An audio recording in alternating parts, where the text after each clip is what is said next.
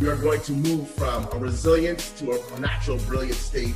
We're all here to move our Black communities forward. We think our children have to have the best. It's all about discipline. How are we going to discipline ourselves so that we're able to save, so that we're able to make good financial decisions? Recognizing that there's a road ahead if you manage the road in front of you. The decisions that you're going to be making today in your lives where it comes to money will affect you in the future. Discipline is one of the things that we often learn, sometimes by our environment, or sometimes we're forced to do it, and sometimes we don't learn it at all. Stores want to get us in and out and get our money, and that's it.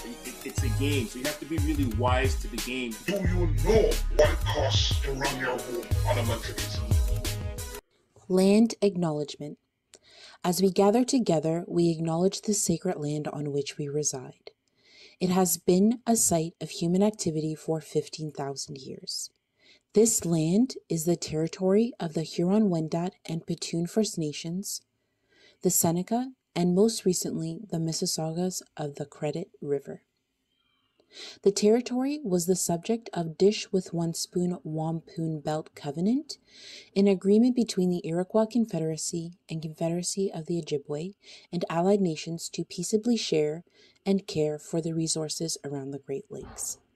Today, this gathering place is still the home of many Indigenous people from across Turtle Island, and we are grateful to have the opportunity to work in the community on this territory. We are also mindful of broken covenants and the need to strive to make right with all our relations. Last but certainly not least, we acknowledge the people of African descent who were brought here against their own will or in search of a safe place to live their lives and raise their children. Reconnaissance des terres. En nous rassemblant, nous reconnaissons la terre sacrée sur laquelle nous résidons. C'est un site d'activité humaine depuis 15 000 ans. Cette terre est le territoire des Premières Nations Huron-Wendat et Petun, les Séniques et plus récemment les Mississaugas de la rivière Crédit. Le territoire était sujet de l'alliance de la ceinture Wampum plat avec cuillère, un accord entre la Confédération Iroquois et Confédération des Ojibwe et des nations alliées à partager et à prendre soin pacifiquement pour les ressources autour des Grands Lacs. Aujourd'hui, ce lieu de rassemblement est toujours le foyer de nombreux peuples autochtones de toute l'île de la Tortue et nous sommes reconnaissants d'avoir la possibilité de travailler dans la communauté sur ce territoire. Nous sommes également conscients des alliances brisées et de la nécessité de nous efforcer de guérir toutes nos relations. Dernier point, mais non le moindre, nous remercions les personnes d'ascendance africaine qui ont été amenées ici contre leur volonté ou à la recherche d'un endroit sûr où vivre leur vie et élever leurs enfants. This webinar provides illustrative information with respect to the subject matter covered and does not represent an official opinion or position of the Black Business and Professional Association.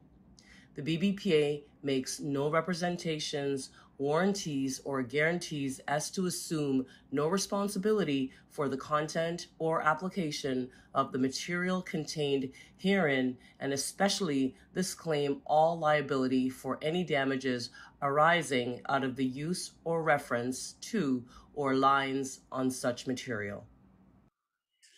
And good morning to you and yours. It's a beautiful Saturday morning. We're honored and pleasured to have you here with us. Never forget to tell a friend to join us right now here on Community Space, the financial literacy program that speaks the language of the community. Make some money, but don't let money make you. It's no shame at all to work for money. By labor comes wealth. One cannot both feast and become rich. One cannot count on riches. Money is sharper than the sword. Some African proverbs. And today, that is our segue with our host, who is an African elder, who's got a wealth of knowledge and insight. We know him as Sankofa. And you may know him by different names, but he brings, again, a knowledge of wealth. So join us again today, right now, right here, same time, same place, here on Community Space. And this morning, without further ado, we've got our friend Sankofa. Good morning, Sankofa. How are you? Well, if I should be honest, I spent at least 4 hours this morning doing this work for this group today because I'm like, I can't leave it to be regular. So I had to speak with the ancestors and they said, stay up until I'm ready. And I feel this is what we need to talk about today. So I'm tired, but I'm good. All right. Always great to see you, my brother. And you've been here on Community Space with us for weeks upon weeks, always giving great contributions.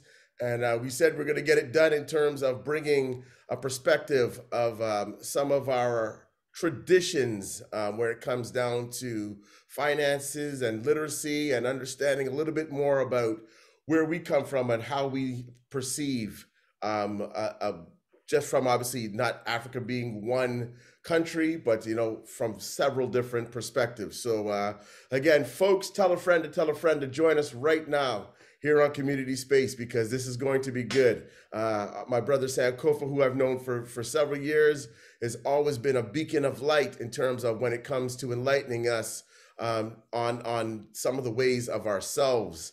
And yes, so Sankofa, it's a pleasure to have you here. So what we're going to do today, before I start, I just want to take a moment. Let me take my hat off a bit here. We just want to always give the space and be reverent to our ancestors and our creator by whichever name we call her and him.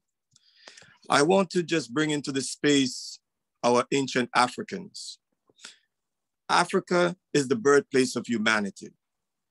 When the Twa people 50,000 years ago were building their civilization in the region of Monomotapa, they call Azania, South Africa today, they had no jails. They were one of the most close-knit communities. We built the ancient pyramids of the Nile. We were one with the unity with the land, all across the motherland and the world. So we always want to bring our anciency into the space. No, nothing that we do is new, and nothing that we do can happen without the creator and our ancient ancestors. So I want to say Ashe, Ashe, Ashe. So shall it be. Today will be a great day. I'll put on back Sankofa's hat and I'll begin. So we have a sister that will guide us through this journey.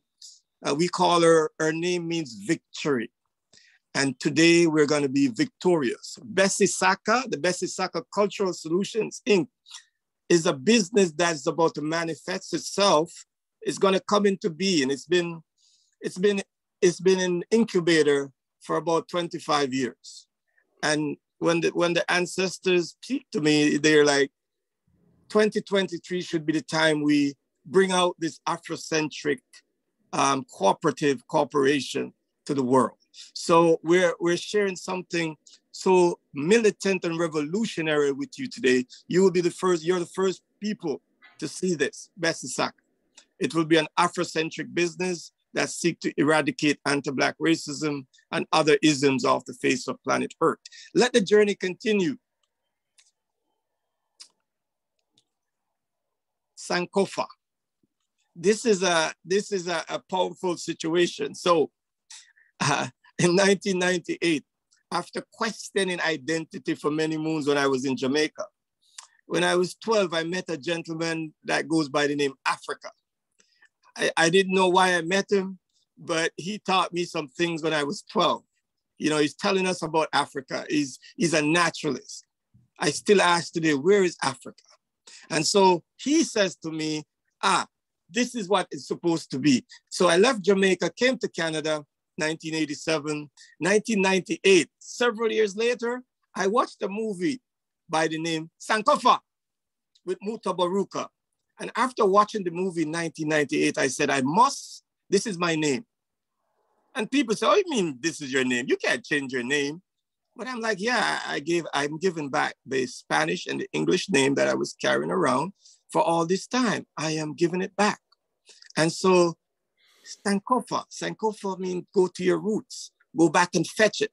It means go into the bosom of your roots, take the best of yourself and go forward. I can't live up to the name, to be honest.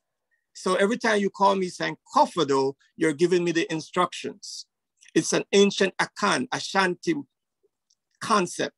It's very deep. If you could study Sankofa concept and write a thesis of 1,000 pages on the concept Sankofa.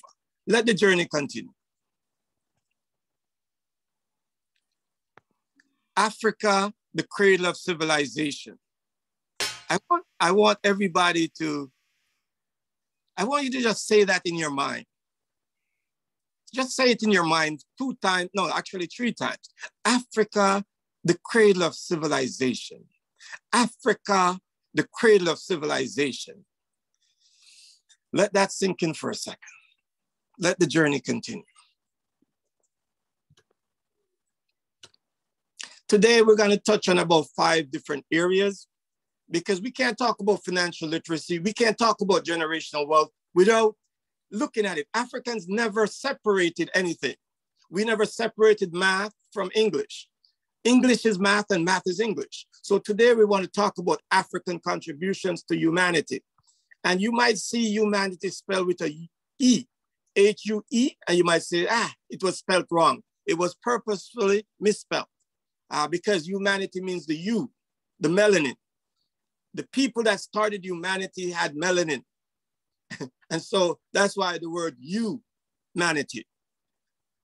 Asian civilizations and resistance, Black communities, anti-Black racism, obstacles and setbacks, and then Afrocentric concepts to guide us back home. And when I say Sankofa, I say, Rod, Sankofa, it means, Rod, you need to go back home so we could find our way home. Let the journey continue. So I like to also give you a little bit of information just in case people are here and they won't believe us. I don't want you to believe me. I need you to do your research. Please do your research. Don't believe nothing I say today. Do your research. Over 3.2 million years of humanity. Our friends, the grave diggers from Italy, they call themselves archaeologists, but they have traveled to Africa to uncover our people, right? Sometimes we don't appreciate it, but sometimes then because they already did it, we're gonna tell you about it. The Italians call her Lucy. The ancient Ethiopians and Ethiopians, we call her Dinkinesh. If you could say that politely in your mind again, Dinkinesh. They found her in Ethiopia. They say she's the Eve of us all, over 3 million years old. You could look this up. Let the journey continue. One of the greatest scientists, I mean the greatest scientist I know, and you don't have to agree with me. His name is Baba, ancestor Sheikh Anta Diop. He's from Senegal, he's a Wolof. He proved that the ancient Kemites or Egyptians were Black. He also proved that the human race started out of Africa and it came from one race. So the idea that today we're talking about racism and races is a misnomer. The idea that we have different race, no, we have human race and African people are the mothers and fathers of the human race. And so the fact that we're talking about race is because other people have decided to rip the memory out of African people. And so we now have to deal with race. Race only came in when Christopher and his friends and the Arabs in AD and the Europeans in 1400 went to Africa and create the races for racism. Let the journey continue. So what we're gonna do here, we just want to show you this, then we're going to do a couple more slides and then we're going to let you ask some questions. African contributions to humanity, humanity itself, spirituality, religion, economic, political, culture, engineering, technology, tools, temples, scale, zodiac, everything, farming, architecture, law, astronomy, astrology, everything you think of, the idea of humanity, civilization, came out of the bosom of Africa. You can't look to no other people for your salvation when the memory is already locked into the crevices of your mind. You just have to give back your mind to the things that we create. Let the journey continue.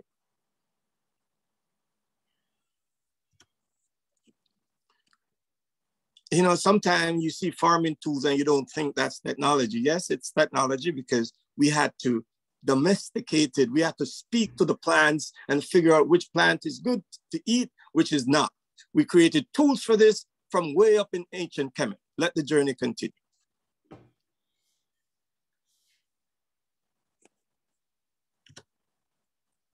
And I'm going to stop here just now after I finish this. The ancient classical civilizations and resistance movements. I wanted to put them together. You cannot talk about Africa without going in from the beginning of time, when no other race existed. What did we do, we asked? We have to know about the Nile Valley civilization, Kemet, Kush, and Nubia, where in Nubia, we had over 20 plus African queen mothers who ruled as queens. We never had a problem with feminism in Africa, in ancient Africa. Many of our cultures were based on matrilineal lineage. We have the great Zimbabwe, and we could still see the ruins of the walls. We had great Mali. People will tell you about the great King Mansa Musa, who gave away so much wealth, traveling to the Mecca that the whole place collapsed in inflation. Shanghai, the Nok civilization in areas of Nigeria, ancient Ghana, not the Ghana of today, but ancient Ghana. We had the University of Salamanca, the Moors, built the first university in Spain called Salamanca. We had Ixos expulsion. They came and settled in parts of Africa in the ancient times. And the Kushites came together and kicked them out. The Battle of Adwa, Africans, Ethiopians, Abyssinians came together, unified under Menelik and his wife, Empress Taitu, and pushed the Italians out. The Ashanti Wars, the Asantewaa, Nani of the Maroons, warrior queens, the Kentucky warriors, like Queen Nzenga, fought to push the Portuguese out of the enslavement. The Ma in Kenya, the Maji in Tanzania, the Maroons in Haiti, in Jamaica, in the USA, and the Haitian Revolution in this side. It started in 1791, completed in 1804. That's why they make sure Haiti pays the price today. And so at this point, at this juncture, we're closing one epoch. And so now, brother, we could enter Brother Roderick from the Busa land. Yes, I hope you know about Busa. So Brother Roderick, let's enter now and see who has some questions and some reasoning and grounding. All right. So yes, definitely, folks, if you've got any questions just about the initial stages of our existence for Brother Sankofa, please do ask. And, you know, obviously I've done some of my own study and an understanding and an exploration in terms of knowing, you know, who we are from a people standpoint. And obviously, you know, the Nile and Kemet and Kush and Nubia always are on the top of, you know, where I've actually done majority of my study. And if you could talk a little bit about the Nile and the importance of the Nile in terms of distribution throughout the continent, and how our finances often were revolving around the Nile. If you can give us a little bit of insight on that. Well, one of the things we always learn when sometimes we hear the Yoruba people say Oshun, the river goddess, and the power of the river. So most of our trade and our life had to be revolved around water. And so the Nile Valley, even today, there's arguments right now in Ethiopia, Kenya, and Uganda about the Nile and Egypt, because that Nile is so powerful. I think they just made a dam. So a lot of the inundation of the Nile, it flourished. It wasn't all sand.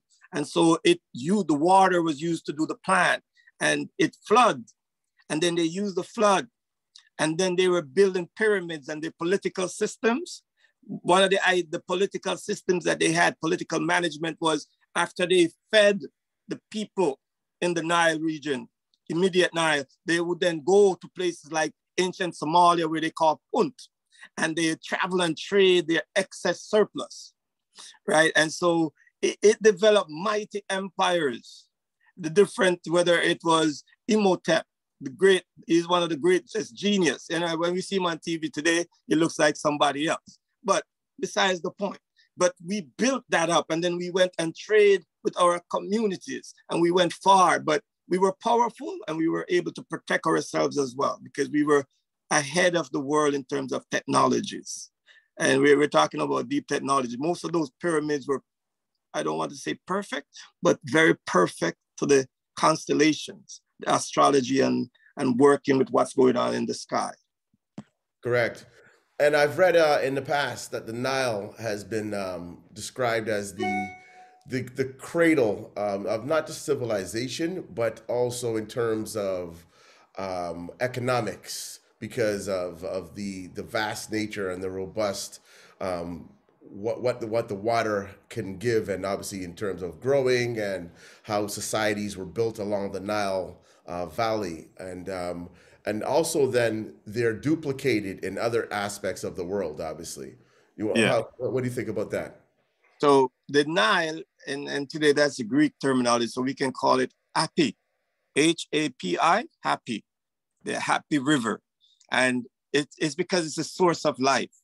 That's why, and so each communities, all communities, African communities, but other communities have always built their resources and life. Even if you went to the Maasai, wherever you go, they're looking for a river to build on. Water is the source of life. So that was the foundation. The river, Api River was the foundation, and then everything came from that. Correct. And also in terms of the, I guess, what wealth can be described as from different perspectives, obviously, but the water was wealth, obviously, because it fed people. It gave the ability to build, and everything was revolving around water.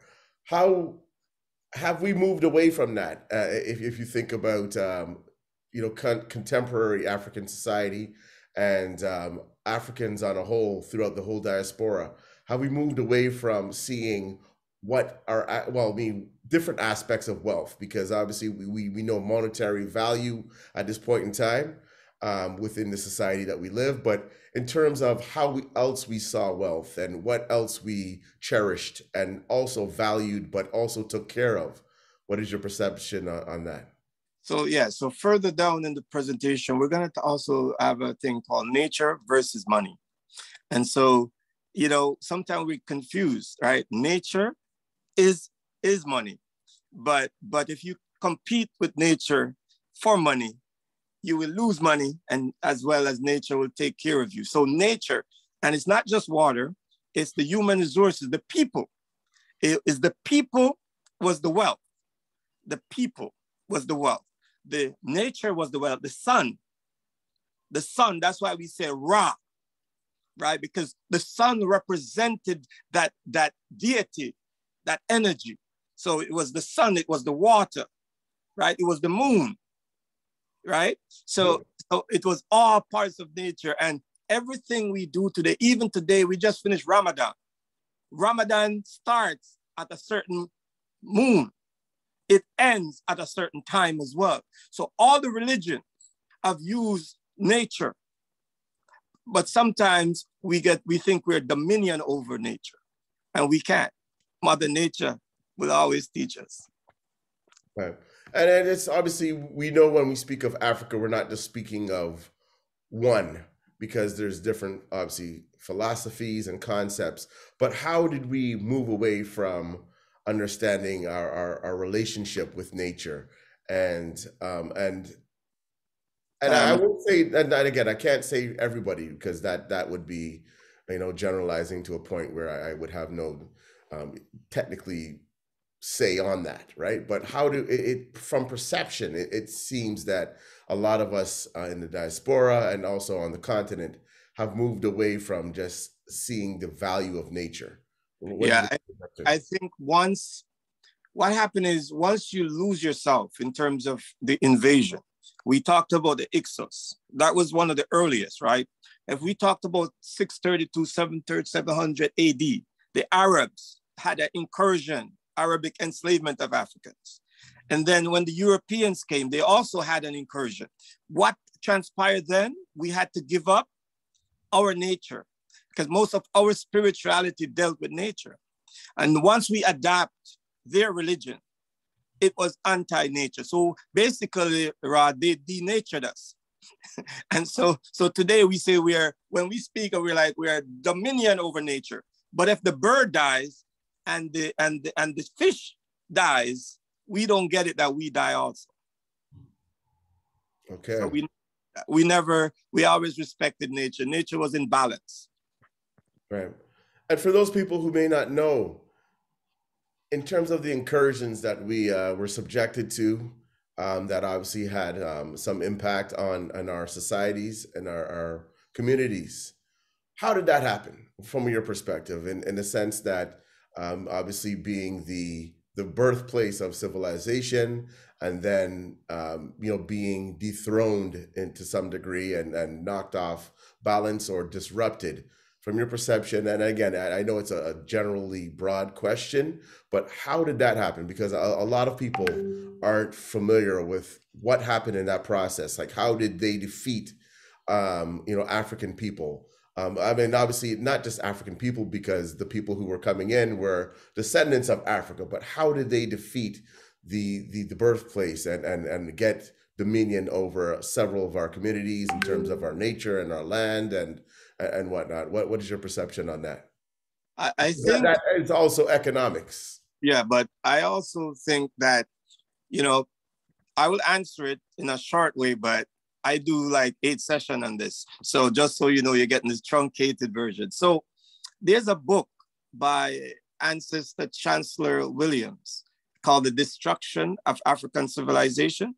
So that's an important book to have. But what had happened was, when we look at Kemet, ancient Egypt, the invasions were happening constantly. So we had the Persians, the Byzantines, the Greeks, so there was constant. So as the epoch of the zenith of the Kemetic civilization fell, right? Because invasion after invasion, because they wanted to learn at the feet of the elders, and they wanted the richness of what Kemet, Egypt was given.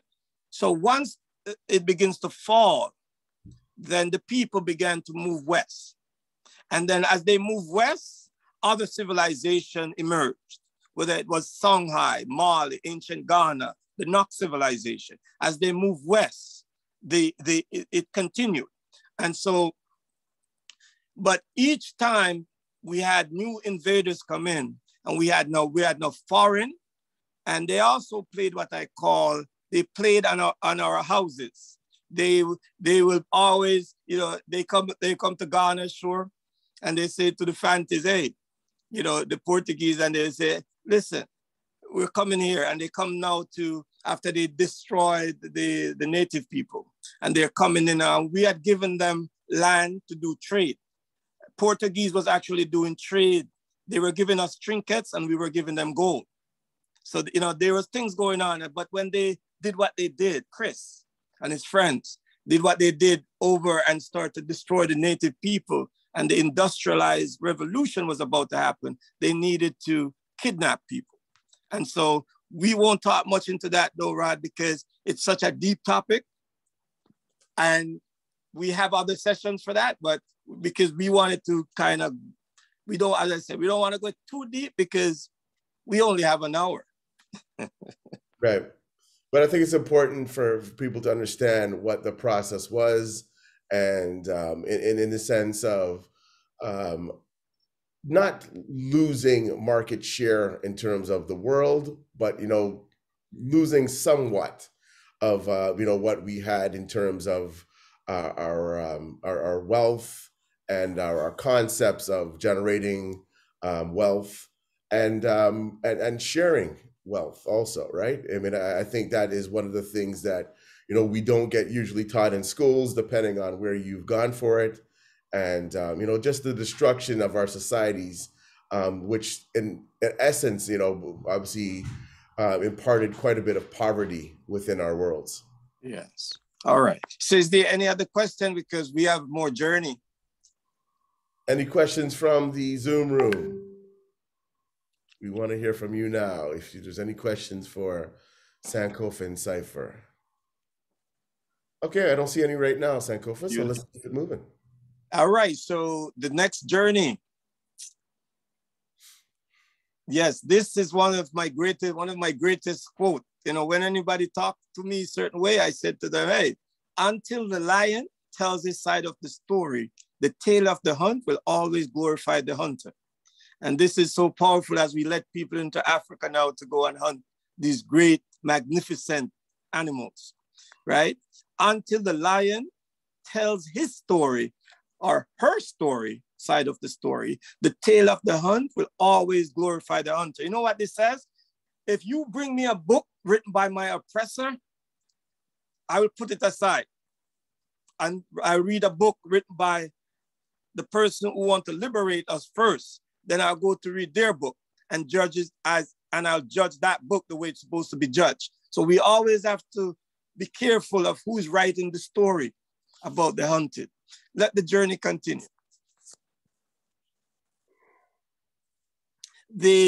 I just want to now come into Black communities here. Okay, something we talk about generational wealth and we act like, hey, we've been here. We've been here before time in even Canada. Africville. Listen, this community had wealth, but maybe not money wealth, but they had people of wealth. They come together and they were building. And the reason why they were building is because nobody was showing them love. And they built Africville until somebody did something else to it. Let the journey continue.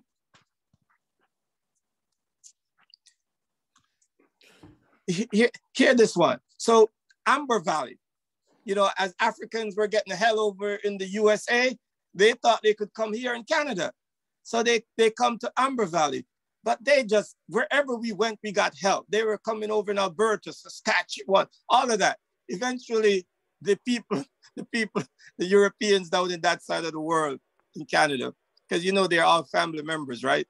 The Queen of England and Justin Trudeau and all of them, they're relatives. And so if we look at it that way, we'll know that we get help no matter where we go. We get help. And so Amber Valley, they were building up this community. They were surviving. They made promises to these Africans. Most of them never fulfilled. Let's remember Amber Valley. Let the journey continue. Ogan's Alley. Our African brothers, the only job some of them could get those days is porter. They were the ones working on the train. They had nice suits, but they were treated so bad, right? And they were down there in British Columbia setting up communities. Man, these African people, listen, I love some African people. I love Black people. You know why? Because we are the only people that can go through so much and still keep on going, get so much help and keep on going. Hogan's Alley, you got to remember that. Let the journey continue. Yeah, and sometimes we speak parlez-vous français. Little Burgundy, we built communities down there. Marcus Garvey movement, Marcus Garvey, UNIA had a branch here. These Africans here, when we had a jazz community down here. This is where Baba Oscar Peterson and his sisters and whole family were nurtured through Marcus Garvey movement and the Africans here.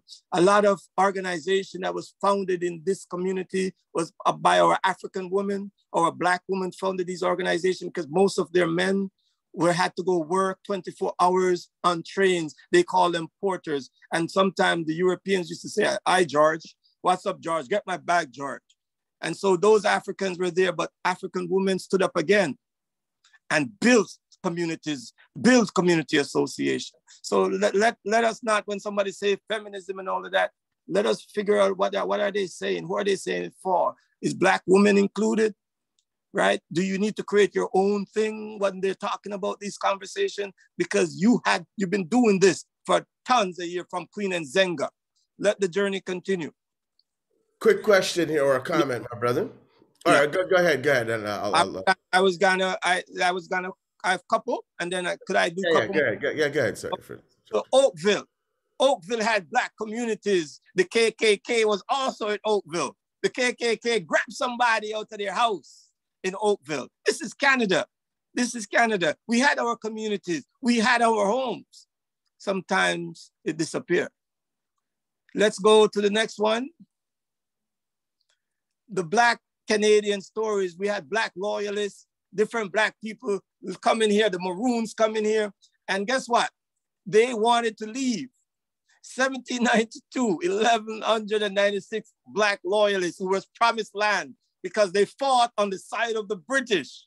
David George, Boston King, and a bunch of other brothers and sisters decided they were picking up from Halifax, Nova Scotia, and they were moving to Freetown, Sierra Leone, because they're going to somewhere where they could get respect. And when they went to Freetown, Sierra Leone, the said British who promised them a place in this place, Nova Scotia, renege on their promises again. Sometimes they say a promise is a comfort to a fool. Let the journey continue. 2 more slides, and then we stop there and then take some more questions. Let's go to this one. Everybody know about Little Africa, AKA Black Wall Street. It was in Tulsa, Oklahoma. As Africans were leaving Oklahoma at one point, Africans couldn't shop over the other side, so they built AKA Black Wall Street. You know, segregation forced us to develop self, you know, from the lynch mobs. You know, what happened? They bombed, destroyed, and then finally what destroyed Black Wall Street, Little Africa, was social integration. And then one final thing, next journey, and then we stop here.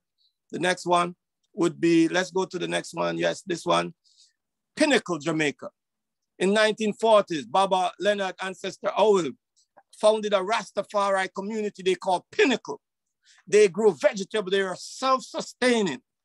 But no matter where we live, every time we ask for self-determination and be self-determined, they always come after us. The authorities, the colonial authorities, because Jamaica wasn't even independent then, came in and destroyed these African villages.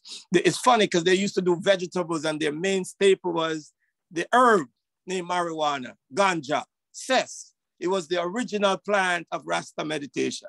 They came in, destroyed it, and now guess who is making money from it? So let me stop there because I want to show some communities and villages. All right. So if there's any questions for our brother, please do put them in the chat or come on live and ask. But I've got a question for you, my brother.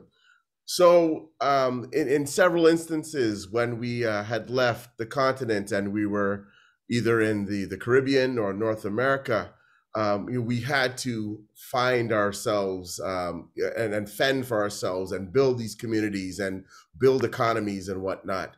And there was obviously segregation that was intentional, that we couldn't go on other sides or shop and do other things with other people. So we had to be self-reliant and also independent within our own communities.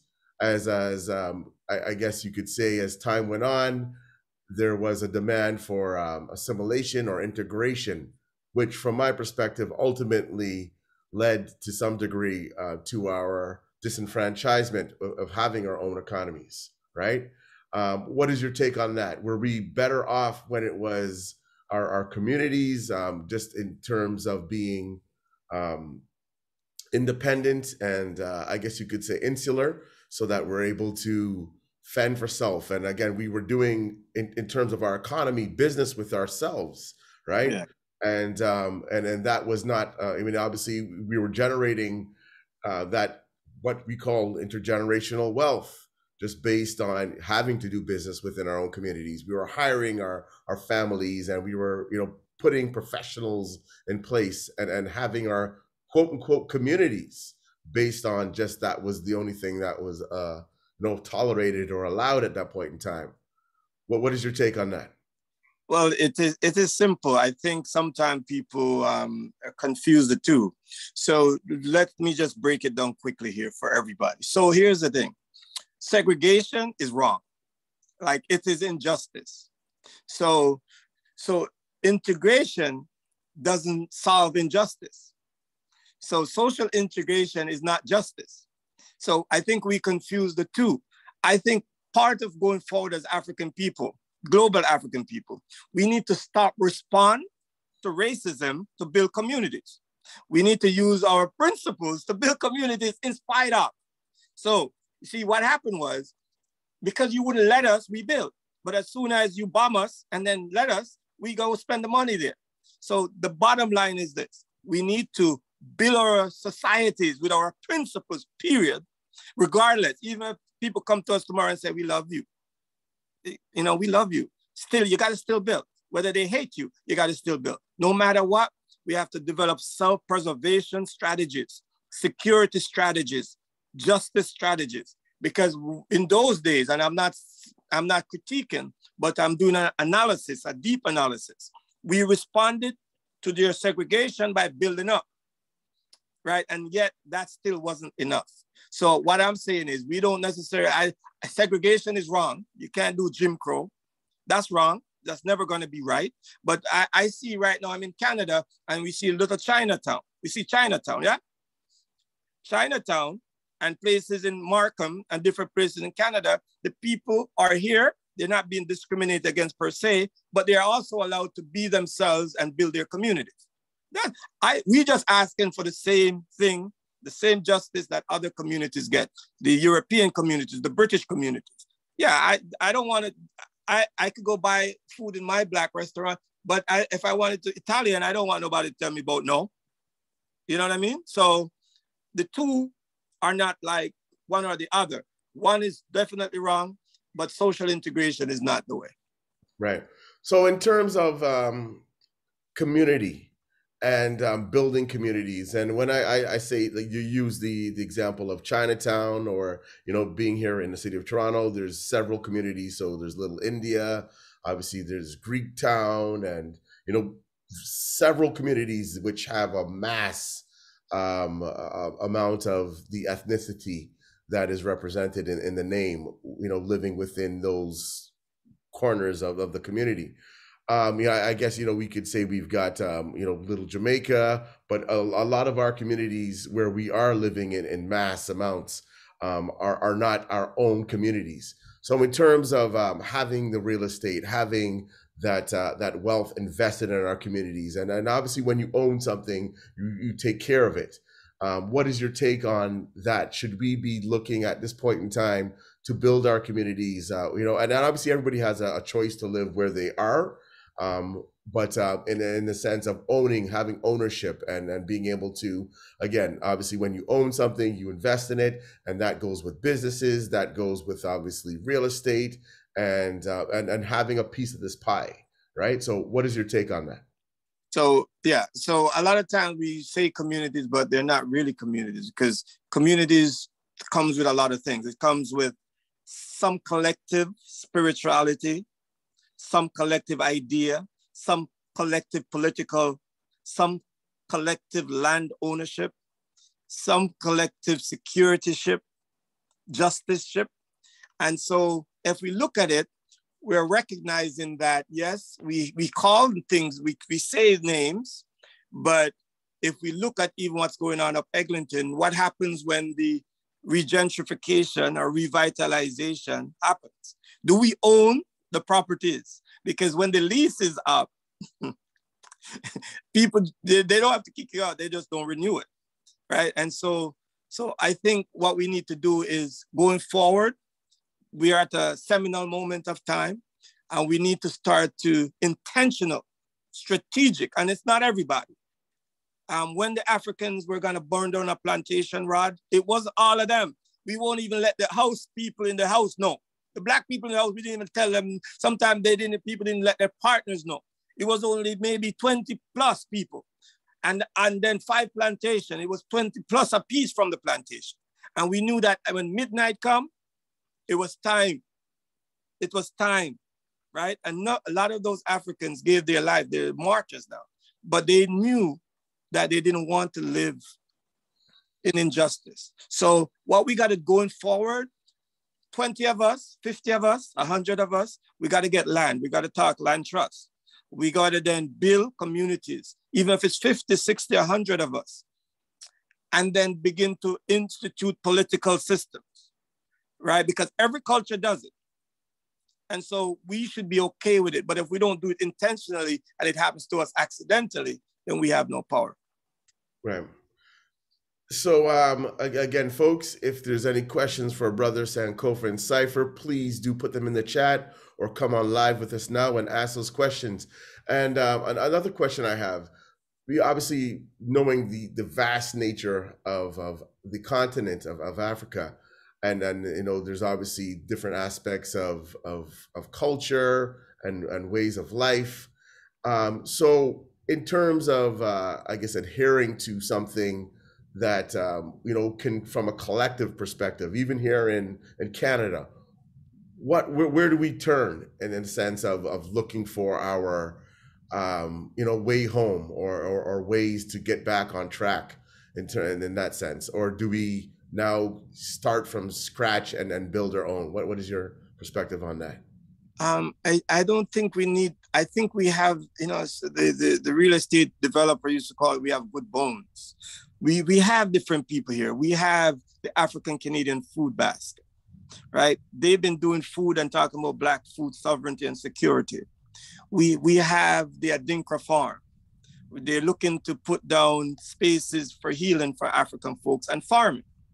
And so we have the bones, people doing susu, bartering. So we have a group, a collective group. All we need to do, even if we start organizing digitally to start, then we come back in circles and we just need to build one at a time, a prototype. And I don't mind starting with 20, 10, but you have to just find like-minded people, because people always talk about the people who is disunified. I don't care about the people who don't want unity. They're not my concern. I care about the people who want to unify and then make sure that in 10 generations, they said there were a group of Africans in 2022 that put down some collective unity. And these are the monuments. These are the institutions. These are the bookstores they have left. These are the communities that we have left. And we have made sure we protect it this time, because in the past, it wasn't protected. Okay. So also in the slide you have here also, and I'm just using this as an example, in terms of investments and natural resources, because we know resources are obviously a way to wealth and creating generational wealth for, you know, our children to come, right? In Jamaica, you mentioned the marijuana trade, and obviously the marijuana industry has ballooned and blossomed within the last 10 years, within a decade. We're using, for instance, in Jamaica, where is there room for us to be able to harvest and then also invest in areas like marijuana that, you know, the world obviously has opened up to now and decriminalized in several instances, and obviously having you know, knowledge of marijuana for hundreds of years within the Caribbean and in even different parts of Africa. And again, I was using this as an example. Is there opportunity where we should be forming collectives and you know, trying to have a stake in this industry? Because I know in several instances, you know, it's not us who are running these different grow ops or these different industries where, you know, marijuana, where we've been you know, criminalized for, has now been able to take flight on another level. Yeah, and I'll be quick so I don't get in much trouble. So here's the thing about the herb, the cess, the ganja. There's tons of African people globally, especially in the USA, some in Canada, they've been arrested. They've been persecuted and prosecuted for the herb. The minute that the folks, you know, it's been used for medicinal a long time ago. Myself, I don't smoke, right? But it's been used for medicinals. And so one of the things we need to do is have a reparation case. We need a reparation case on a lot of things, and marijuana and herb is one of them, where we are saying, we'd like all of the charges you have made against African people, some of them is in jail for life, to be expunged. And you need to atone and apologize. then you need to set up, and this is governments here, because the governments who are passing the flaws, the ones in Ontario who's passing things called laws, we call them flaws. They need to say these are set aside for the African community, the ones we arrested, the ones we persecuted and prosecuted. Because I like to conversate about reparations, justice. And then African people now need to set up collectives. And we don't have to start from scratch. We already have farms here. We already have people involved in the ganja movement. We just need to organize and centralize. You get what I'm saying? And we're saying, young people, if you're too young, don't try it, don't smoke. Because it's good for your mental. Right. Yeah, and I think it's more about the opportunity in a sense of obviously every community that, I mean, here in Toronto, obviously every store that you see on a block, in the elections process right now, I'm hearing that, there's so many of these stores on every corner that they're looking to just limit how many could be in a certain proximity to each other. But I think it's just being able to now get involved and see the opportunity and obviously and benefit from that. And I don't see it on the level of I see other communities obviously involved within this. So that's a question and something I always wondered. Why haven't we taken up this opportunity and utilized it and have obviously the ability to manifest intergenerational wealth even with this. I mean, this just being an example. Beautiful. So could I continue the journey and then come black? 100%, my brother, 100%. And again, folks, if there's any questions for Brother Sankofa, please do ask in the chat, or you can come on live and ask him yourself. Thank you. I want to bring them on the journey. African proverbs. Now, this is one of my Sorry for cutting you, my brother. I think we have one question before you jump into that one. Okay, go ahead. Sanaj, hopefully I've pronounced your name correctly. Yes. Yes, you have. Good morning. Can you hear me? Good morning. How are you this morning?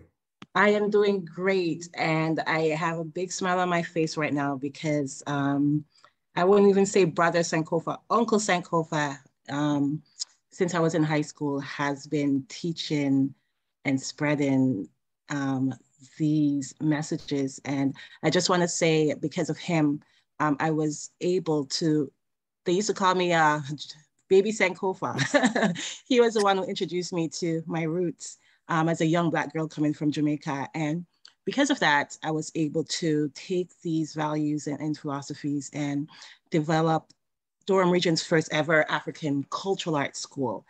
And I'm here smiling because a collective of us just put money together, and we just acquired an industrial space to create Durham's first cultural performing arts center for the next 5 years. It's going to be in Pickering.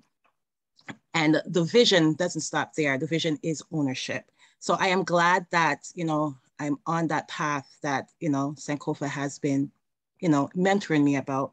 My question is to you. People are not asking, how am I going to fill up this space? Before COVID, we had 100 kids coming into a Philly Groove School. That's the name of the program. We teach them African dancing and drumming, and we use that to empower, educate, and inspire them through the African arts and culture. Now, there are parents who still are in the region who still don't see value in that. The respect that they may have for piano and other instruments. The djembe drum doesn't have that sort of respect or value is seen, right? Or they rather put maybe, and nothing is wrong with putting your kids in ballet and all of the Eurocentric art, but what would your advice be in terms of how do we get the community? Because we talk about farming and the different industries in which we can work together, but what is left out? And if you look at the Toronto tourism, it's a multi-billion-dollar industry when it comes to arts and culture. How do we get our community to see the value in putting their children into a school like a Philly Groove School and getting them in African Caribbean cultural arts? That's my question. So, it's not my term. There's a term that says go big or go home. so here's what it's funny because you've been doing big, right? So yeah, just take those children more time and just do the dance in the middle of the darn street, man. Shut down the intersection, man. You see, what happened is a lot of our community won't run to South, but as you can see, the Black Lives Matter movement, since George Floyd, I've never seen so much Black people use the word white supremacy. I've never seen so much Black people at marches. So it's still a moment. My only concern is that after this moment, we might go back to sleep when we get busy again. And so what I'm suggesting is use the moment. Go big or go home. Don't come out of the conventional ways. And I see you making moves because I was about to link you up and say, keep moving it. But yeah, go even do the things you never done. Get the children out, do it. When they, what happens when they come on the television screen and places, then Black people is like, whoa. And they begin to run to themselves again. But we can't let that even stop you. Just go big. Keep going big. I like what you're doing. My support is always there. And we need to connect your group with the groups in Brampton and all over so we have a collective group of dancers. Right. Yeah. So with regards to that, and I won't take up too much time. So in terms of go big and go big or go home. So last year, summer, during the pandemic, we went down to the waterfront and we brought the drums, we brought the dance, and the community, not just our community, everyone was happy to see us there. But guess what? Bylaws came and shut us down and said, if we don't have a permit, we're gonna get a ticket for obnoxious noise, right? Yeah. But at the same time, I'm trying not to move with emotions. I'm trying to move with strategy. Okay, do it again, and as they come, leave. Okay. Right. Or just get the permit. We tried to get a permit this year and they told us that we're not allowed to unless, again, just like marijuana, how they want to capitalize, unless I work through the town so that they can make some money too. Now, is that the best way? Is that the best strategy as well? I guess in terms of just from, just if I could just, I guess in terms of what the bigger picture is. So everything, as we know in this society, costs money, and that's what it revolves around. So if the outcome of what you're going to do will have a bigger impact than how much it's going to cost, then we might just have to put that down just to make sure that our voice is heard, right? And and moving strategically, I think that's one of the things that we as a community have to do is do that homework, do that planning, so that we're not going to be I can't say we won't be disrupted, but to mitigate the likelihood of being disrupted, we just got to make sure that we're playing, understanding the rules of the land, but also being able to work within those rules to benefit ourselves. And Rod, sorry. Hey, good morning, Michael. How are you? Yeah, Sankofa, excellent presentation, like your traditional outlook and dress. But what I just want to interject and say, Rod, one of the things we can do too, we have got a big established organization called the BBPA. We've been around for 40 years. And what we can do is that some of the times, or most of the time, something like this can siphon through us, where we seek to get the permit to do these things, and you deliver the program, because we have strength in numbers. So if, for example, you're having difficulty getting the permit, but if we, the BBPA, was to apply on your behalf for a permit to do that, we may stand a good chance of getting it. Okay. So that is always an opportunity, always a forum, always a conduit that is available to the Black space. If on your own you think you can't make it, reach out to us and we will use our strength of time to do the things that we want to do. And who at the BBPA, thank you so much for that. Who would I connect with? Well, Rod is right there. He's yeah. And we'll share our information in the chat so that you're able to get that information. And I still got to leave with the most radical thing. Go and create space, and when they come, follow their rules. Remember, there's many ways to do it. So while BBPA trying to go through, you bring your group, you do your drumming, The officer comes, says, okay, sorry, officer, and you leave again, because at the end of the day, that's some of our resistance, okay?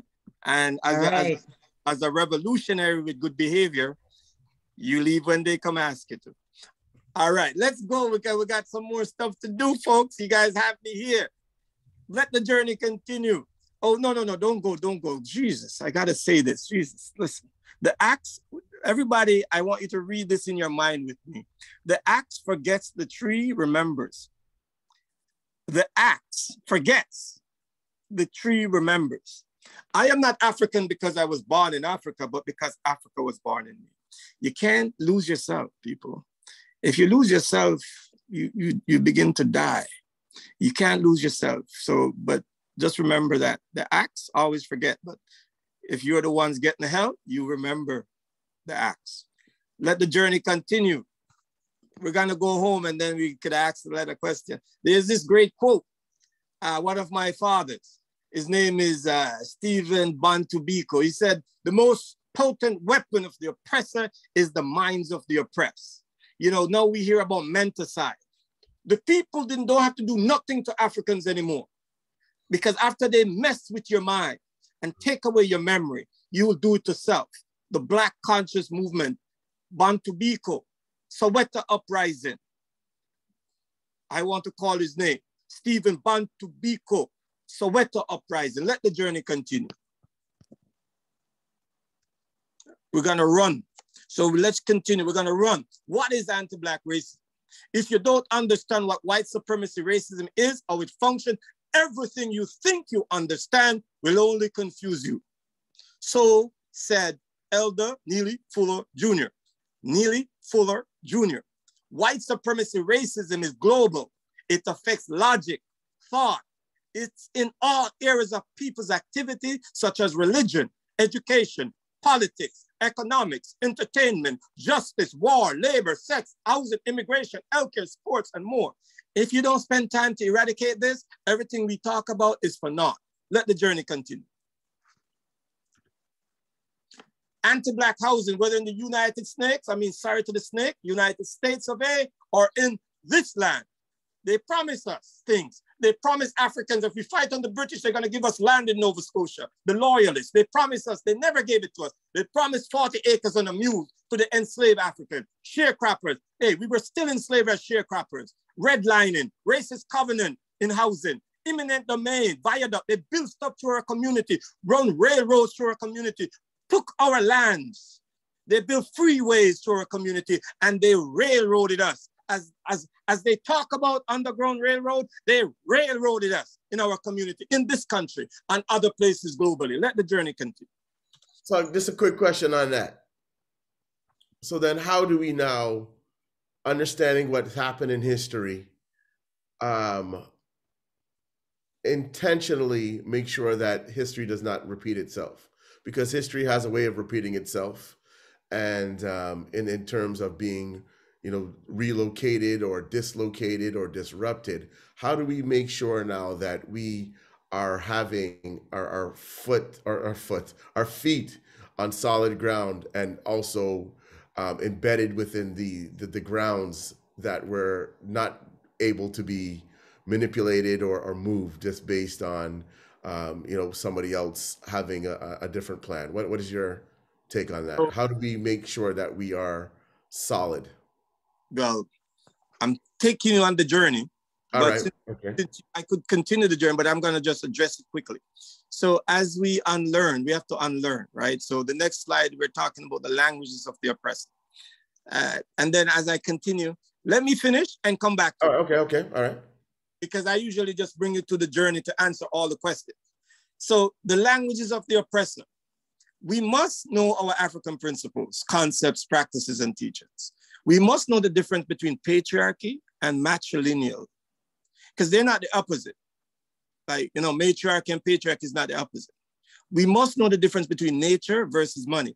You could get all the money in the world and poison the water and die with your money. There's no way to take the next generation if we poison the generation. So we always say nature is wealth. If you take care of nature, you will be able to be wealthy with your money. Capitalism deals with individualism, where the 1% collect the wealth and take the wealth away from 99%, 90%. Communalism says you must share the wealth among the communities. And we're not talking about people who don't work should get wealth. I'm saying you should develop your community and share the wealth equally. Egalitarianism. We know the difference between integration versus justice. Integration is not send me in a system that still hates me.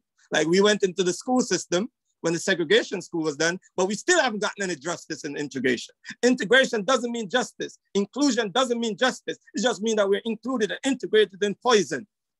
We got to ask for justice. Adinkra in. Adinkra in is what I use. I don't use the word brand in.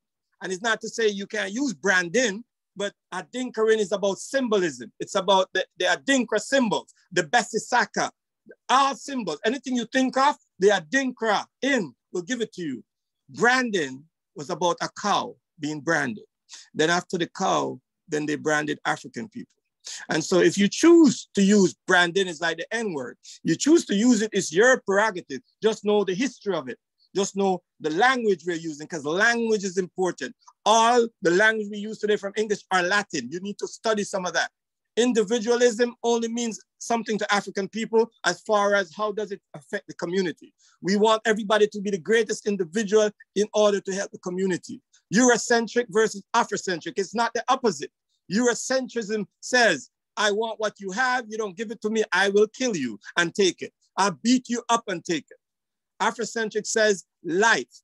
You make sure you live by principles, moral ethics. And so we're not talking the opposite. Slave trade. When I went into the dungeons in Ghana, the Africans told me that directly that there's never a trade. There was never a transatlantic slave trade. Every African needs to stop it. Every Black person to stop using that terminology. It was a genocide. It was a genocide. When I was in the dungeon, they told me to tell you that, 2005. They said, tell them, Sankofa, that if you ever talk to your Black people, it was never a trade, it was a genocide. There was never a slave. Africans were enslaved. They were born free, they were enslaved. Civil rights, we fought for civil rights in a place that was uncivil. We should have been fighting for human rights. We gotta know, let the journey continue, have a couple more. We have to unlearn, relearn, unlearn, relearn, unlearn, relearn. Oppressor's language, we need to get rid of it. There's no slave, stop using it. Stop using transatlantic trade, stop it. Well, you could, I know you guys gonna use branding, but if you could use Adinkra, I'm giving you new words. Reform is not liberation. Integration is not justice. Capitalism is not communalism. We need liberation, uhuru. We need Kujichagalia, self-determination. We need Ujama. Hey, cooperative economics, collective work. We have a couple more slides to go. So let's run. Let's move it. Let's keep going, victory. So let's continue here. Black Lives Matter. It mattered a long time because we had ancestor Donald Moore. He's my original father from Barbados. He's a warrior. He brought up some Africans to Parliament Hill after to protest the racist immigration policy in Ontario and housing. And so before Black Lives Matter, these young people, he passed away over 100 years old, Baba Donald Moore. Let the journey continue. So in order for us to change this, as my brother said, we need a global African renaissance. Yeah, because George Floyd is not the first African in 1978. We had Albert Johnson in Canada. We had Lester Donaldson. We had Andrew Luko. We have, listen to me. Mark, listen to me. We have so many Africans who were killed in this place and across the globe, in England, Britain, all of them places. So we're saying African Black community organization, we got to wake up. African Black folks, got to wake up. African Black unity, we got to get together. African Black security, because we have to protect South. African Black spirituality, we have to know. Ujuma, financial literacy, I'm telling everybody this on this card. No financial literacy without an Afrocentric approach will succeed. It will fail. No communal generational wealth building without Afrocentric approach will fail. If you don't have Afrocentric principles, concepts, practices, and teaching, to guide all we do for success, will continue to be in the quicksand of time. Let the journey continue. African concept. I'm just going to go through this rather quickly. Next, the Mahat. Mahat speaks to truth, justice, righteousness, reciprocity, balance, order, and harmony. When I say, ask the children in my summer camp, are you behaving Mahat today? Because you can't be bullying if you're practicing Mahat. That's what I said to the children in my summer camp. Next journey. Afrocentric concepts such as Sankofa, go back and fetch it. Arambe, pulling together. Nguzu Saba, 7 principles of Kwanzaa. Ubuntu, I am because we are. Yoruba, Iwa, character. In Iwa, the Yoruba people in the past, they call Nigeria, they said, if you have children and you don't have Iwa, character, you don't have your children, they're not yours. If you have a PhD and you don't have Iwa, your PhD is not for you. It doesn't matter. Mahat, we have the Black Panther. Black Panther have a 10-point program, pledge. They have a pledge. The UNIACL have a Bill of Rights laying out the global liberation for African people globally. Marcus Garvey and his team. Hip hop, the principles and elements of hip hop. You don't even know hip hop guide us. It's an African principle. It's a griot tree. Let the journey continue. And just quickly, the organization that I'm forming called the Bessie Saka, it represents Africa's rich heritage. The Bessie Saka is the cola nuts. When I went to Ghana in 2005, I have to give the cola nuts to the king. And he will take his Ochiyami, tastes the cola and make sure it's safe, and then he'll have it. It represents affluence, abundance, and unity. The cola nuts, and listen to me, everybody, the cola nuts was a major crop before cocoa became the more dominant cash crop in Ghana. The cola nuts was used as a barter system of monetary exchange. So before the US dollars. Let the journey continue. I've got a couple more. The bartering system, exchange for value, is what we spoke about before the US dollars and cryptocurrency. We had that. That's what that is. Bartering is an exchange. Stop belittling your African roots. Negotiating. When people here today, they upset Black people, well, oh, we're angling. Hello? Negotiating is part of business. When we do it in the marketplace, now I look at the Toronto Stock Exchange and guess what they're doing there? They're negotiating. When I buy a house, I'm negotiating. They give me a price, I give them a price until we settle on a price. Negotiating. When African people do it in the marketplace or when you come to me with your services, don't look down on it because it's called negotiating. Susu Partner, our bank before BMO, our original Alal Bank, that deals with scientific investments and trusts. Before the savings account and the investments account, it was African people saying we're putting our money on the trust. Stocks and bonds. Who was stuck on Wall Street? You wear Nike, like Mikey. Black children die in Chicago trying to wear Nike like Mikey. Very materially poor children, and I say the word poor with quotation because they're not poor. We made them to be poor. Children receive little or no wages in sweatshops overseas, like AKA not just Bangladesh, but other countries where Nike brings its product to be made. The question that we'd ask people here, our children, I heard somebody once said, hey, by the way, my child wear Nike, so they should go and buy a stock. So this is the question you'd ask yourself and the children. The fact that Michael Jordan make billions out of it, the fact that our children die, and the fact that children who make them don't barely get any pay. What does your moral African ethic says? Let the journey continue. Couple more. Communal wealth is the people, the ecology of the Nile, the agriculture, the development, cooperative economics. We have to develop our systems again. Let the journey continue. Farming, and I keep repeating so you could see it. Microinvestment, community land trust, using solar energy. Study groups, you have to study. You don't study, you'll continue to make the same mistake. You have to study nature and health, wellness, leadership. We have to flat leadership. We need to stop our people in leadership position for 20 years, 40 years. No, we need to educate, teach the younger generation, train them in leadership and how to handle power and let them live. Next journey. I just want to share this Baba ancestor with you, John Henry Clark. Every form of true education trains a student in self-reliance. If you're doing a PhD and this is not happening, quit. If you're doing a BA and it's not happening, quit. True education trains the student in self-reliance. Next, And this is the final two now. Black print. This is what we need to do. When my brother Rod says, what do we need to do? We need to go back to our spiritual self. We need to learn about Asar, Asad. We need to learn about Yoruba, Rasta, Vudam. You know, and I'm glad my sister, one of the things I'm happy for Sanaj was when she went to Haiti. I said, go to Haiti before I went to Haiti so we could meet the people. And she went into the heart of Cité Soleil and sat at the feet of the people there. That's what we're talking about, our spiritual concepts. Educational, African-centered, political. I'm gonna form a party, an African party called Ubuntu Freedom Party, and we're gonna register it next year to run in the provincial election. Economic self-reliance. We're talking about Adinkra Farm, Susu, Padroma Collective here. They're doing something. They just bought some land out in the Karathas Lake. And we have Kyoba, 30 African males in Baltimore came together and they're building homes, putting homes together for African people in Baltimore. We have Paku attempting to start a Pan-African credit union. So we have the bones. The question is, do we have the will? And then we need justice and reparations. The Europeans and the Arabs have to do an apology. Then they have to make atonement. And then African people need to develop an Afrocentric 12-point plan on what reparations look like. So none of the banks could come to Sankofa and say, here's a deal. I'll give you 100,000. That's not for African people. You getting 100,000 don't mean anything. We need all of the groups, BBP included, to sit down with African people and we say, all right, I think we need 10 billion, 20 billion for housing. I think we need this much money for pitches. And then that's what we submit to all the banks.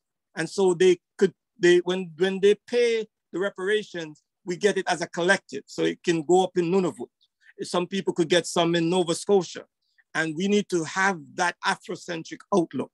And then we talk about security. And then the last and final page was me doing my renaming ceremony. It is me doing my renaming ceremony in my own village, and brother Andrew Kwesi with my chief, brother Oji Adissa. We went up in Late, the Aquapim region, and I was having my renaming ceremony. I am Brother Sankofa. I'm a rebel, a troublemaker, and a truth teller. If you like to be guided and coached, because sometimes learning your African roots could cause what do you call it now? Deep trauma. Because the things we have been through, it is good to be guided. And so my number is there, and I'm going to stop now because I needed to get through it. I ran through it, but if people need more information, we have about 2,000 PowerPoints and things to share with you. So I'm going to stop there now. All right. Thank you very much for that, Brother Sankofa. And we do have some questions in the chat, but also we've got Tatan Nisha. Thank you very much for being patient, my sister. If you can ask a question or a comment for Brother Sankofa. Yeah, I just want to say, Brother Sankofa, thank you for all of this wisdom and for I recognize the truth teller in you, and I think that's wonderful.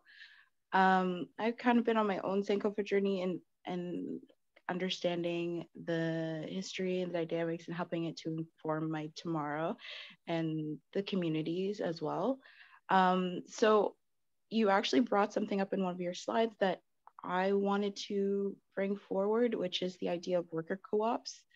Understanding that the true nature of capitalism can be very isolating and rely heavily on an exploited group of people, which has traditionally been melanated people. So there's that. I've been researching it. The Canadian Worker Co-op Federation has actually noted that more and more Black people are interested in it, and there's actually a massive legacy of worker cooperatives that have been a part of the Black community since time immemorial, because that's given our roots. So I'm wondering, my question to you is, do you know of any operating worker co-ops that are happening right now?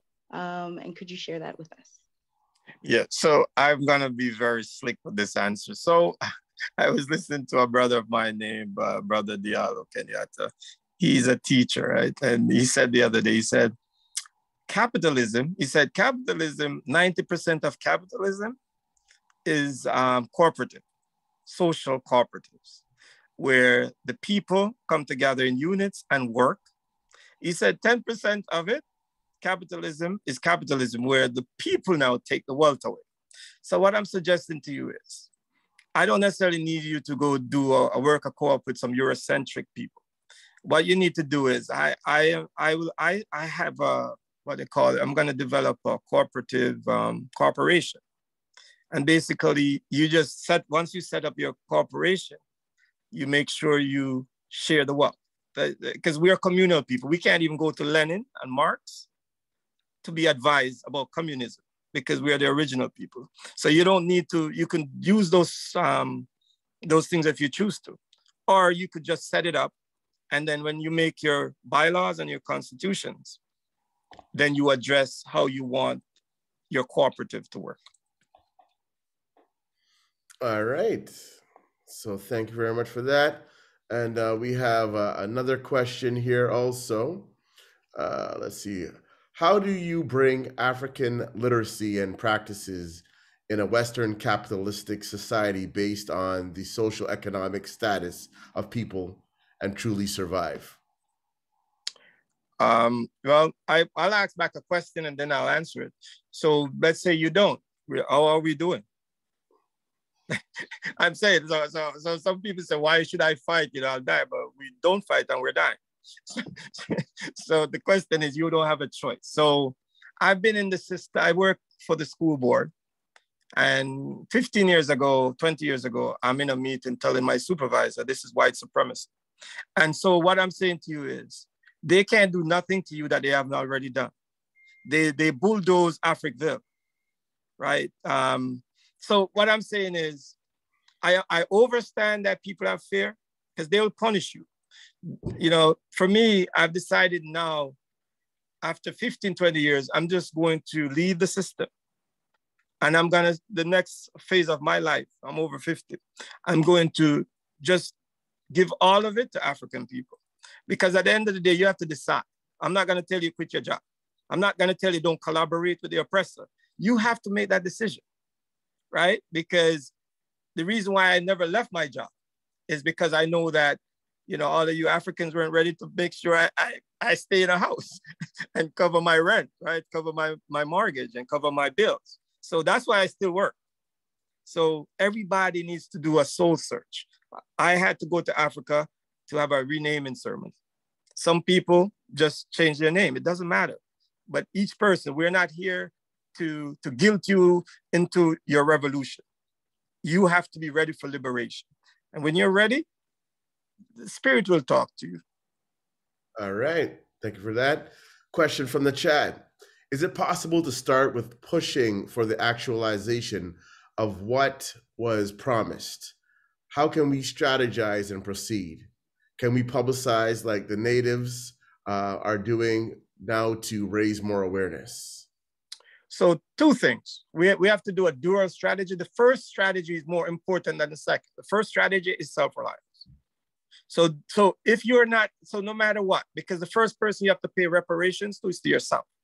And so the second thing you have to do is push against the system and develop a reparation plan. But the first thing you do, self-reliance, then inform what you do for reparations. Because right now, I see the government and see different people go to different people. And it's like, okay, here's 100,000. And they give 100,000 to one group and they give another 200,000 to that. Well, that's not cohesive. What I would like is for all the groups to sit down. That's why I no longer point fingers as I get older. I think I'm getting much sweeter. But what I would like to do is lock the door, lock it everybody. The Black Opportunity Fund, BBPA, JCA, CAF. I want to lock the door. And so whatever we say in that room stays in the room. But at the end, when the room is done, we're saying, listen, I'm a Pan-Africanist, I'm Afrocentric, you may be a progressive. But let's agree that we need a united front when we ask for reparations. And I think that's the strategy I would say. But we need a system where we have our own institutions. Yeah. All right, another question, and I guess this is could be given to our brother Michael Pinnock or Ross Kadast, who's also here on it. So what is the place at the BBPA to ensure that the wisdom that Sankofa is sharing today will be heard more frequently in the community? Michael, did you want to take an answer at that, my brother, or Ross?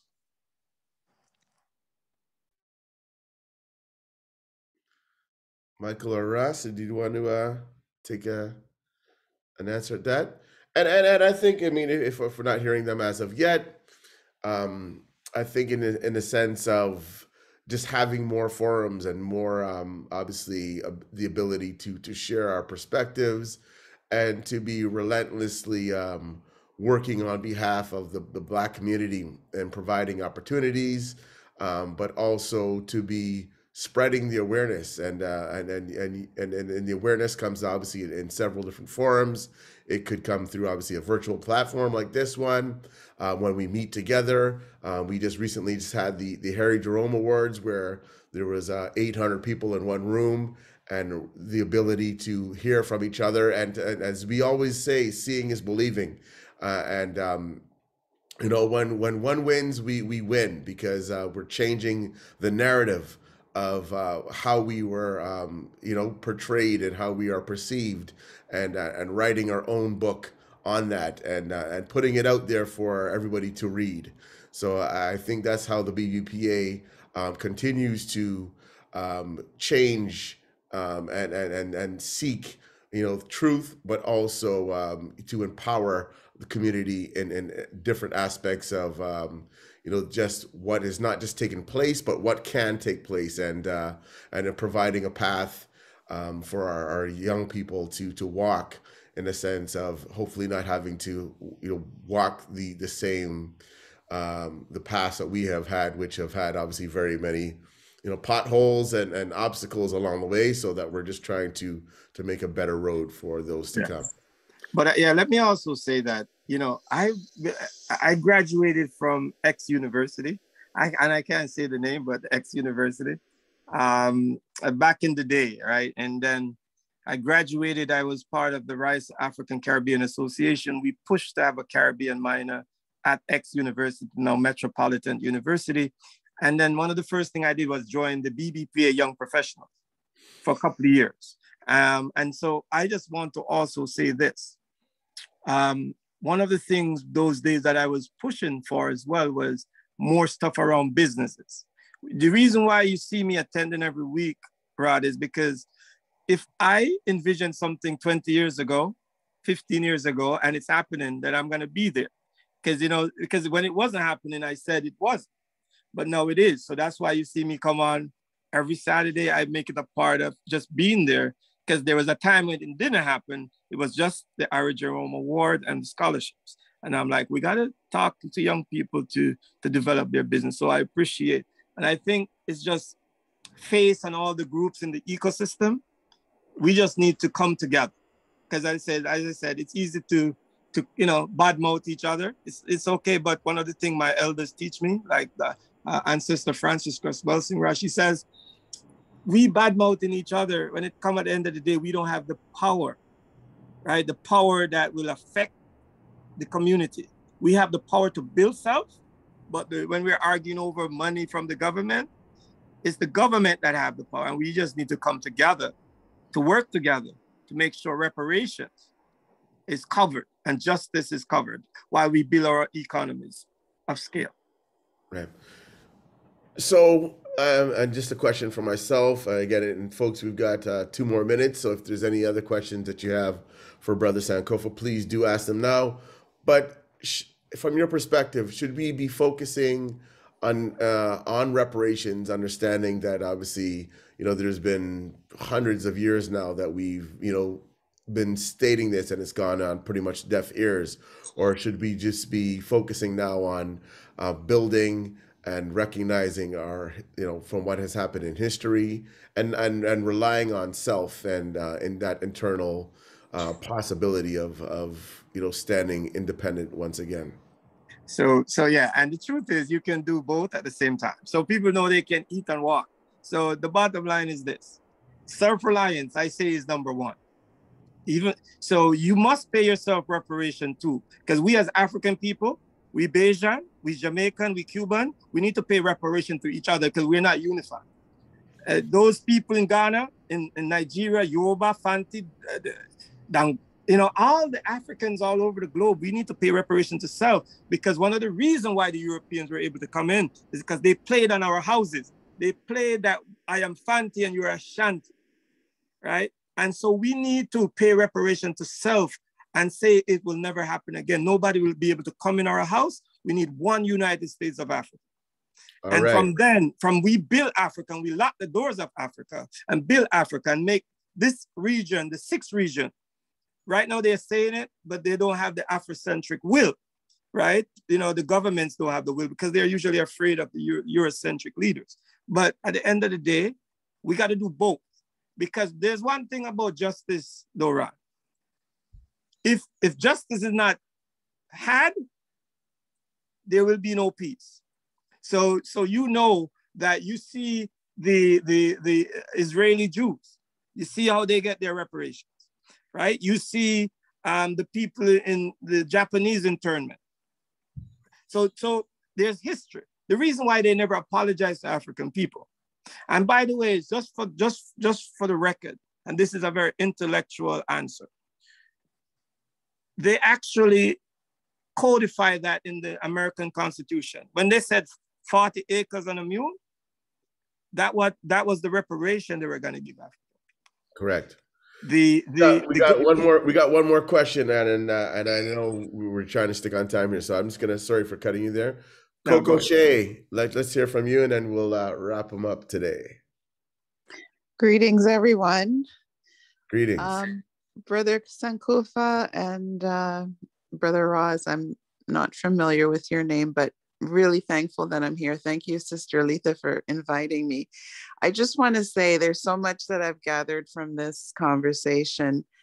You know, living in the USA, I'm really aware of how much reparations has, you know, moved along in terms of a process. And I just want to say that, you know, I think as Canadians, we really do need to be more unified, for sure. That's an understatement of a word to talk about what we really need to do. But I just want to say, Brother Sankofa, I've heard you speak quite a lot on different platforms about digitalizing the movement. Is that right in terms of how I've said it? But I just want to know where you're going with that, because I'm interested in that, and I'm thinking that that would probably be a good way to move the process along more cohesively and, you know, in a timely fashion. Yeah. Okay. So I'm trying to Africanize, hybrid the thing, because we are touch people, but one of the things we learn about COVIDity, the pandemic, is that we can use platform, but the truth is we can't use these platforms, right? Yeah. So we have to create our own platform. Everything you hear me say today, it means that we have to create our own. Because if we're not creating our own, we have nothing. Like in a Facebook, Meta, and all of them, there's not our things. So the end of the day, we have these people with brilliant minds. So yes. I want to now create a digital platform. Like this morning, I was in England. Africans in England were struggling against the government Britain immigration policy. A couple of days ago, I was debating with some Africans in Uganda, Nigeria. Mm-hmm. We were debating about what enslavement is. So I'm always part of a Pan-African family in Canada, my Sierra Leone, my people from Senegal. I've always connected to Africans here on the ground. So what we're saying now is we will then build on that and start with even African circle group, and then build it out, you know, until we could connect globally. And I think that's a really brilliant idea. I think that's a really brilliant idea. If we could get that moving, that would be to everyone's benefit, because I think that's what's needed right now. Personally, I've heard you speak on it, and I'm just reiterating that, you know, so thank you for that. Medasi, Paul. All right. And before everybody goes, let me just quickly say this. Right now, all the banks are issuing stuff out. And just for the record, that's reparations happening. The only thing with those reparations happening is that we're not the one controlling it, right? So don't make no mistake when you hear the pontiff, the Pope, because the Pope has to pay some money too, and England. So when you see them apologizing to the indigenous people, watch closely, because the minute they apologize, the same thing that they did to the indigenous people, they did that 100 times to us. So just remember, all of this could be in the courts, but we'll also take reparations. Reparations is not just going to court and ask for it. We have to take it too. So I think I'm done. You guys want to go? You know, we can come next time if they want us back. If not, because I'm too controversial, you know, so who knows? How's that controversial? All right. I mean, it's I wouldn't use that in that regard, right? But anyways, we want to say thank you very much to our guests today, Sankofa and Cypher, for dropping obviously perspectives that we don't necessarily hear every day, just based on the society that we live in. But we definitely have to seek truth, seek knowledge, and seek different perspective of finding our way back home, but also being able to empower and enrich our community, not just for now, but for generations to come. So thank you very much, Brother Sankofa. And thank all of you for your questions and for coming out today with us here on Community Space, the financial literacy program that speaks the language of the community. So we'll be back here next week, same time, same place on Community Space. As we always say, tell a friend to join us here every Saturday, 10 a.m. Eastern Standard Time on Community Space. And yeah, again, it was a great morning, and we wish you all the best for this upcoming week. Stay safe, and again, we'll see you back, same time, same place. Peace. Peace out.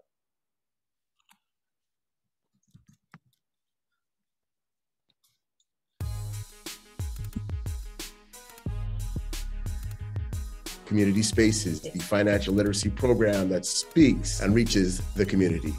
Are we going to be in a better place, or are we going to be still, quote unquote, behind the 8 ball? Because of the historical disadvantage that our community has, we most times do not have financial role models. Without that, economically and financially speaking, we'll always be at the bottom. Keep proper books and record, because the data drives the strategy, and the strategy drives the profits. COVID-19 sort of removed a veil. It's really exposed the structural barriers that our communities face. These last 2 years, where there's been a heightened emphasis on the well-being of Black people, has influenced the influx of funds and opportunities. The time is now. How long is that window going to be open? We'll see you next week, and don't forget to tell a friend to join us here on Community Space